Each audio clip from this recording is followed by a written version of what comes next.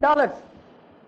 The entire Indian industry, Tata, Birla, Dalmia, Ambani, all of them put together, they do not bring even 50% of this foreign exchange. $15 billion is the remittance by this group, the traditional talent of India. And if you take from 1991 to 1999, the amount of foreign exchange brought by the traditional talent of India, actual remittance, it will exceed $100 billion. The amount of money which we borrowed from World Bank, IMF, in 1990 to tide over the crisis is just $3 billion. And IMF and World Bank are portrayed as people who saved India. But the carpenters, the masons, the goldsmiths, they are nowhere in the picture. Only in the year 1993, if I remember right, Manmohan Singh mentioned passingly about the great work done by the traditional talent of India. Having said this, I must tell you, what is this traditional talent? The United Nations University asked the Japanese Institute of Development Studies to give them a report. United Nations University asked the Japanese Institute of Development Studies to give them a report as to how Japan became an exporter of technology from being an importer of technology 25 years back. They furnished a report of 20 volumes, and 11 of which are translated into English. And the first volume I happened to lay hands upon. And the most important part of the report was when Japan began reconstructing its development after the war, they relied on empirical knowledge. They relied on their carpenters, they relied on their masons, they relied on their blacksmiths. And they never asked for a certificate. Let us assume, I always give this example. One of my sons is very good in English, and I put him in IIT and he becomes an automobile engineer. And another is wishy-washy in studies and is a school dropout. I put him in an automobile workshop. After 15 years, my second son, who has handled the automobile engineering technology, which is second only to aeronautic engineering technology in its acuteness, minuteness, next only to the kind of technology which flies, automobile engineering technology is a very acute technology. And after 15 years, my second son is as capable or perhaps more capable than the automobile engineer produced through IIT. But will the English educated Indian, the system, the universities, even we, will we accept this? The entire Eastern tradition is learning by doing. You ask an Indian carpenter to teach how to make this chair or table on the blackboard. He will say, I don't know. You please come, I will make it, you see it. This learning by doing has been the education process of the East. Collecting everybody in one classroom and putting everything on the blackboard is the Western method of education. But we believe in that method of education. With the result, learning by doing as a method of education exists, by which technology survives, by which billions of dollars come into India, but it is not legitimate, it is not recognized. Everybody says, see the Human Resources Development Index of India. I saw Rajkumar Bhatia carrying 2 books, which will say India is 135th in human resources development. It is in gutter. India is a useless country. You know why? Our carpenters, our masons, our goldsmiths, our blacksmiths, our Ayurvedic physicians, our Unani physicians, our Siddha physicians, they are all ranked as illiterates in that. The people who bring in these billions of dollars, you look at their passports. In their passports, it will be written unskilled workers. They are more skilled than many engineers. The human resources of India are undervalued. If there is a method of certifying, giving a formal recognition and legitimacy to this kind of talent, the Human Resources Development Index of India will not be 135. It will be somewhere in the first 20 or 30 in the world. But we cannot even think of it. Colonialization of mind continues. Unless we revolutionize our thinking. In Germany it exists. In Japan it exists. In Malaysia it has been brought into being. In Germany, a factory supervisor can look at a factory worker and tell that this man is competent for this work, and so he should be given a diploma. He will be given. Why can't we do it in India? We have hundreds of universities in India which can testify whether somebody can do carpentry, somebody can do masonry, somebody can do goldsmithy. We can do that. We can't even think of it. Everybody will have to pass through the class. Everybody will have to look at the blackboard. That is what is education. So the Human Resources Development Index of India is grossly undervalued. Imagine, you may ask me, what is the Human Resources Development Index? Let us assume all this is done in the next 5 years, and the Human Resources Development Index of India travels from 135 to 35. Foreign investors will be queuing up to invest in India, because foreigners, nobody invests his personal money. Everybody has put their money in some bank or in some investment trust or in some mutual fund. The mutual fund employs chartered accountants, lawyers, statisticians, equity experts. They look at these statistics. Which country is top in law and order? Which country is top in judicial discipline? Which is top in Human Resources Development Index? Then they begin investing. And if all our statistics is suppressed, if the national talent is brought down by our wrong assessment of the country, how will this country command value? This is where a fresh thinking is needed. Next, let us go to the natural resources of India. In India, we have 180 million hectares of land, cultivable land. 180 million hectares. China is 2 times the size of India. China has only 90 million hectares. They have exhausted their agricultural possibilities. The last hectare of land has been exhausted by China. America, which is 2.5 times the size of India, it has 160 million hectares of land, cultivable land. India has 180 million hectares. We are cultivating about 120 million. We are irrigating just 34 million hectares. The entire agricultural production increase from 50 million tons to 200 million tons has taken place in just 25% of the Indian land. Why? 25 million hectares of Indian land, not 25%. They say if Punjab, Haryana, Western Uttar Pradesh, Tamil Nadu and Andhra, if they are properly cultivated, this can feed the entire Asia. And the world is looking to countries like India for food. India can increase, double its agricultural production in 10 years. It is a scientifically ascertained fact. But there is no respect for agriculture. When we met the agriculturists, they said only one thing, sir, our boys are not getting girls. It is not respectable to be an agriculturist in this country. So people who own 2-3 acres of land prefer to be peons in MMTC and STC in Delhi. Again, the English educated mind. We cannot respect people because they are doing agriculture. Countrymen, this is how Britishers used to abuse our agriculturists. We don't use that word, but the same sentiments continue. A mental change is needed. If capable people are to do agriculture, agriculture has to be made a respectable occupation.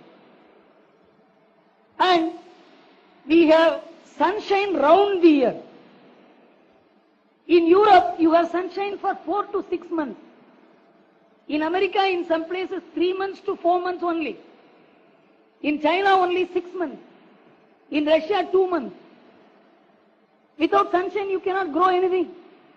They can grow only one crop. In some countries, they can grow only one crop. China can grow only 1.5 crop. In some areas, 2 crops. In some area, only 1 crop.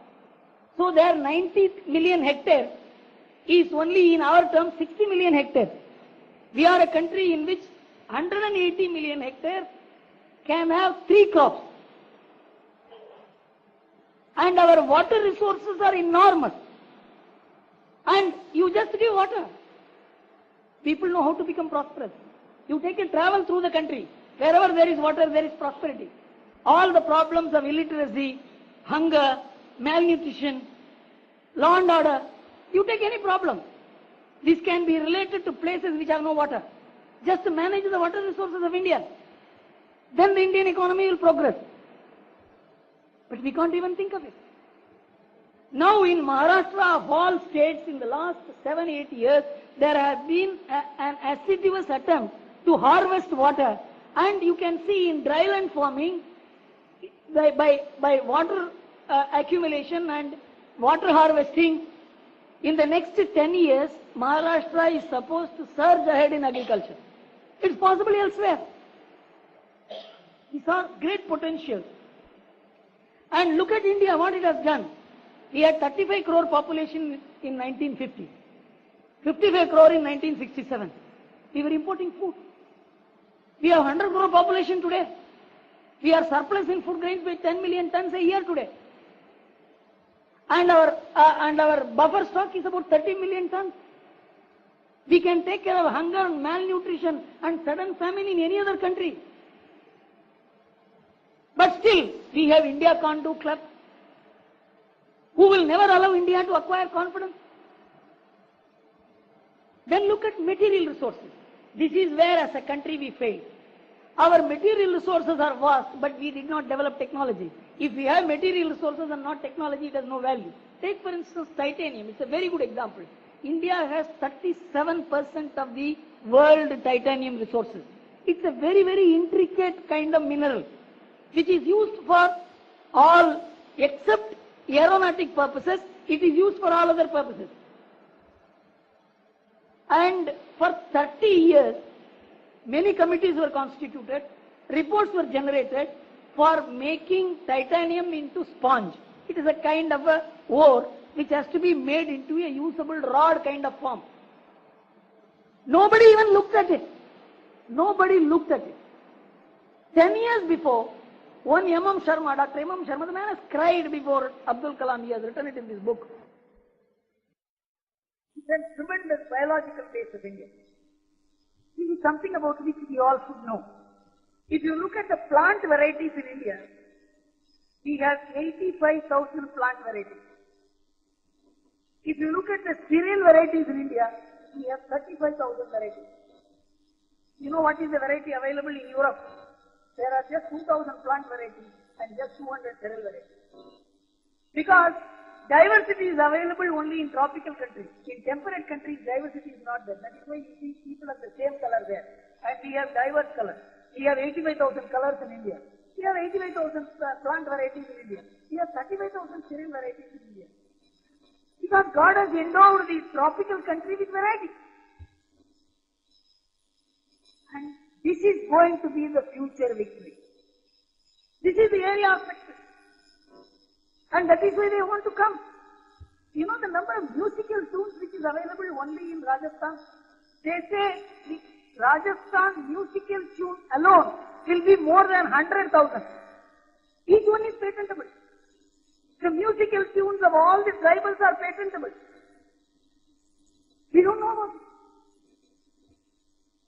The resources of India are so vast. It requires an Asavadani like Brahma to understand what to do with this country. I am rushing through because let us look at and about technological competence of India. Apart from the fact in strategic technology, we are virtually on par with the best in the world. Whether it is missiles, whether it is atomic, whether it is satellite, take any field, we are on par with the best in the world so far as the strategic technology is concerned. In commercial technology, we are on a breakthrough in many fields. In fact, there is a book which has been published in Innovative India. One of the brilliant publications that has been done recently by a scientist by the name L.K. Sharma. He is the Times of the Day correspondent in London. He has put together all the facts. The best people have written. Most of the data which I am repeating before you are collected from that. There are at least 30 technologies in India where we are almost on par with the world, about which the Except the experts, others even do not even know we have that kind of technology. And the most important part of our technological work is, take for instance our satellite establishment. The annual budget of the Indian satellite establishment is $400 billion. If you take the annual budget of any satellite establishment of any country, it is minimum 30 times this amount. Our research is cost effective. And this, in fact, L.K. Sharma writes, this $400 million is the amount which the Americans spend for keeping a museum of all the satellites which they have made in the past. Just the library. And our CSIR laboratories, which are 40 in number, which rank on par with some of the best in the world, our entire budget is $120 million. The entire R&D budget of India, many people say India is spending less. No, India is spending less and getting better results. $1.5 billion. It is less than the amount Pfizer spends for its R&D. We spend less, get better results, because we have better brains. And you spend a little more, you will get 10 times more results. Apart from this, the talented and wealthy Indians abroad. India is one of the very few civilizations whose ethnic talent outside India is very vast. And they are in different fields. In America there are 29,000 doctors from India. And each one of them is a millionaire or multimillionaire. In fact, one of the doctors came to me and said, if India takes only $1 million from each of us, India will have $29 billion. Imagine financial success. I had been to California. The biggest estate owner there is a Sardarji from India. And the first dinner Clinton had in California, he was in his house. Very influential people. You go to Manchester, the entire British textile industry has been taken over by Sardarji, the Punjabis. You will not see the difference between Jalandhar and Manchester. But we have no civilization linked with them. You see the way Mathura is maintained, Kashi is maintained. You see the way other cities are maintained. You just maintain these places properly, they will have respect for this country. You think economics is just market mechanism. It is a cultural mechanism. It is a civilizational extension. It's a relationship of people bound together by history. This is what Israel has shown. This is what China is showing. We can't think of it. Then unused capacities of Indian enterprise. I am rushing through because there is no time. Take for instance the Indian Railway. Indian Railways have at least 17,000 miles of railway lines laid, in which one train goes in the morning, another train comes in the evening. I know at least two places like that, between Madras and Kanchipuram. One train will go in the morning, another train will go in the evening. There is a road by the side. 1,000 buses go this side and 1,000 buses come that side. The cost of running a railway is 1/3 of the cost of running road transport. From Viluppuram to Pondicherry, the same position. Thousands of buses go. We can only privatize the subordinate railway. 75% pressure on road transport will come down. The passenger traffic, you know, the railways used to be the biggest carrier of passengers. Now bus transport has become the biggest carrier of passengers. And so much addition to fuel consumption. And it is estimated that the stores which are lying outside the organized stores and railways, if it is valued, it may cross 100,000 crores, because railways is a nearly 200-year-old enterprise in India. It is from the British days. Maladministration of resources. India is supposed to be increasing its literacy rate so much. By 2020, we are supposed to reach a literacy rate of 80%. And the result of this literacy rise is mind-boggling in terms of the talented workforce that will be available, the quality improvement in the performance of the Indian economy, the market size, enormous.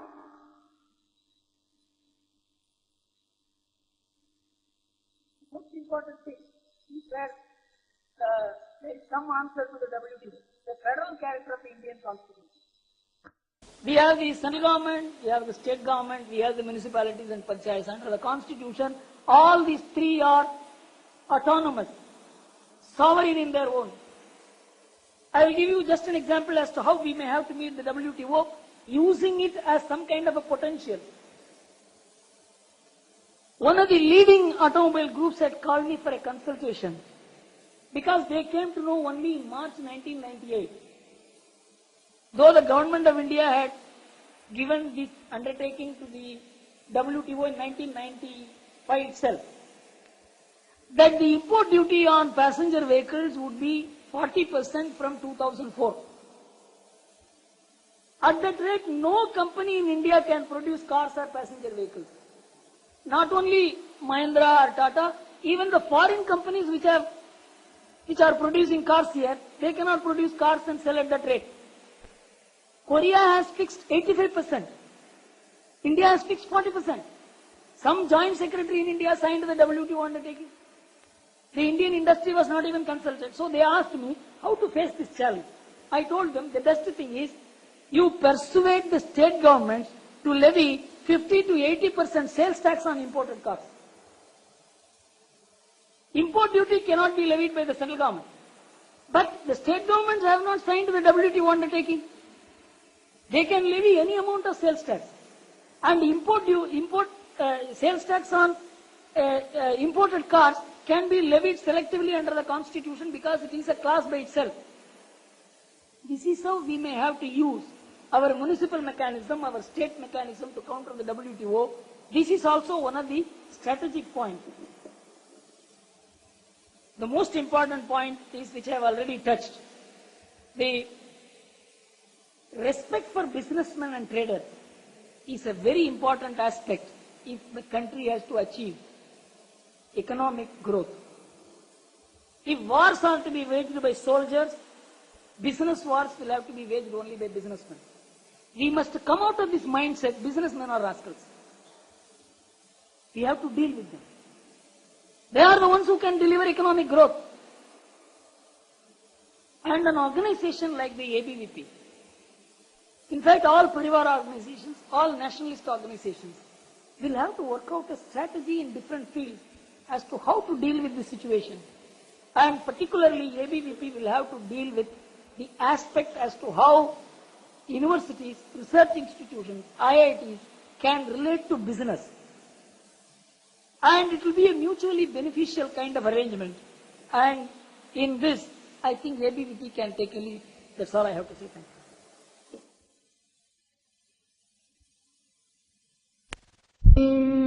Fulla kusumita drumadala shobhinim suhasinim somadhura bhashinim Sukhadam Vardam Mataram Vande Mataram Koti Koti Kantha Kala Kala Ninad Karale Koti Koti Bhujair Dhrita Khar Karvale अबला के न माए तो भले बहुबलधारिणीं नमामि तारिणीं रिपुदलवारिणीं